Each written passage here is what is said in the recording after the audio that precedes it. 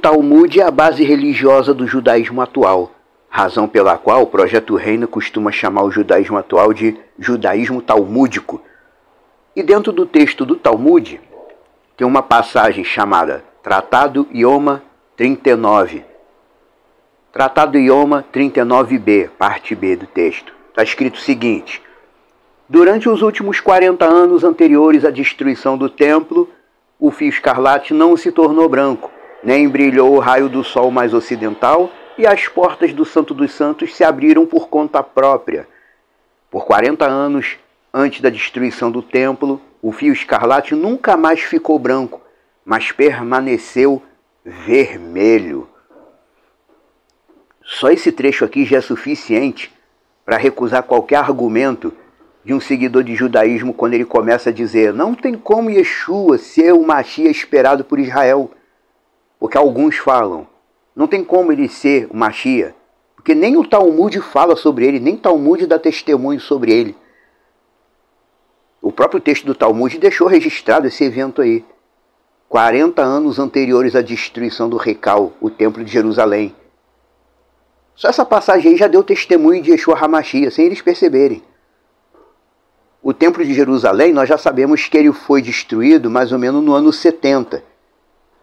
Yeshua morreu no ano 30, como diz no texto, 40 anos antes do templo ser destruído. E como nós já sabemos, a partir do momento em que o homem Yeshua morreu na estaca, lá no ano 30, estava concluído o verdadeiro processo de redenção autorizado pelo Deus Eterno.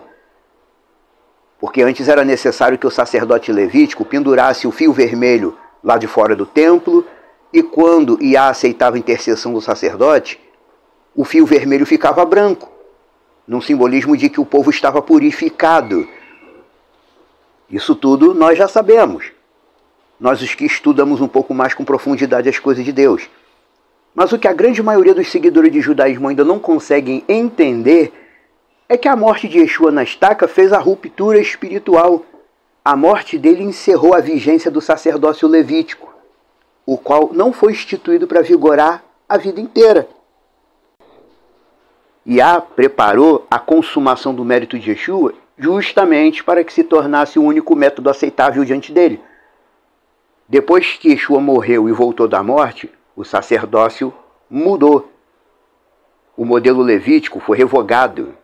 Não tem mais validade para justificar nem para salvar.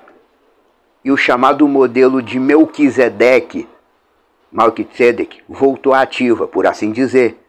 Voltou sem nunca ter ido embora. Porque o modelo levítico do sacerdócio, ele se baseia no chamado de Levi. Mas o modelo de Melquisedeque se baseia no trato direto de Iá com Abraão, que foi anterior a Levi. Abraão é a coluna perpétua da fidelidade, da salvação pela fidelidade. Portanto, sendo Abraão anterior a Levi, nossa primeira e verdadeira coluna espiritual da fidelidade ao Deus Eterno, nossa referência de justificação pela fidelidade, porque Abraão foi fiel a Iá em tudo que ele ensinou, porque ele foi o primeiro ser humano a ser contado como justo por causa da fidelidade a Allah, ao Deus Eterno, inclusive vendo no texto que Abraão pagou dízimo na presença de Melquisedeque, sem questionar quem era, ele foi e pagou o dízimo. Porque sendo daquela época, Abraão sabia que Melquisedeque era o sacerdote da parte do Deus Criador.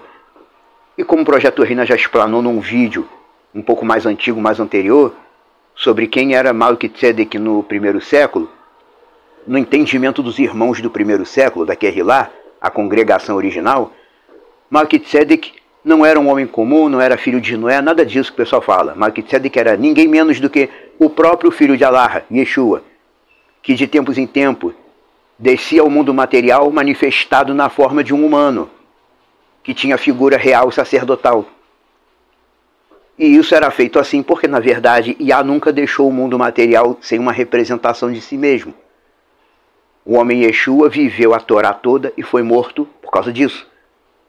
E assim ele conquistou a dignidade máxima perante o Deus Criador. O mérito dele ficou estabelecido como o único parâmetro de fidelidade aceito pelo Deus Eterno. E por ter conquistado esse mérito, Agora a nossa referência de salvação espiritual é ele, Yeshua. Já não precisa mais negócio de Yom Kippur, fio escarlate, templo de Jerusalém, sacerdócio levítico. Estão tentando reviver isso hoje em dia, mas na verdade não precisa mais nada disso.